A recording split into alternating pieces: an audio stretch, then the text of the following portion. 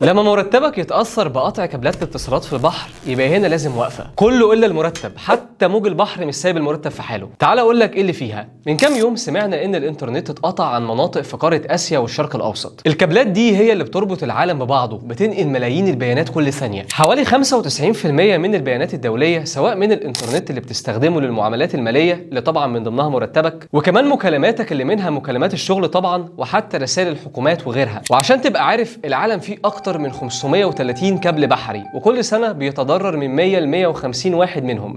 وده لأسباب كتير، منها مراسي السفن، شباك مراكب الصيد، الزلازل تحت البحر، أو حتى التخريب المتعمد. ولو انت في المناطق اللي اتضررت في اسيا والشرق الاوسط فاكيد هتحس ان خدمه الانترنت عندك ما بقتش زي الاول، وانها اتاثرت بشكل واضح، سواء لقيت ملفات بتحملها ببطء، او مكالمات الفيديو بتقطع، او اجتماعات اونلاين مش شغاله بس على حظك انت بتظبط وقت ما بتاخد التاسك بتاعك. طيب هو الموضوع كبير قوي ولا عادي عطل وبيتصلح؟ الحقيقه ان تصليح الكابلات بياخد حوالي 40 يوم، ده غير ان تكلفه مد كابلات جديده مكلف جدا، بيوصل من 30,000 ل 50,000 لكل كيلو متر، وفي شركات بتشتغل بارقام اعلى من كده بكتير. دورك دلوقتي تأمن شغلك دايما ضد الحوادث دي، وتحافظ على ملفاتك المهمة، وطبعا توزع شغلك صح عشان ما تسيبش نفسك لأي موقف طارئ. عرفت بقى قد ايه الكابلات دي مهمة، وان قطعها مش مجرد خبر عادي؟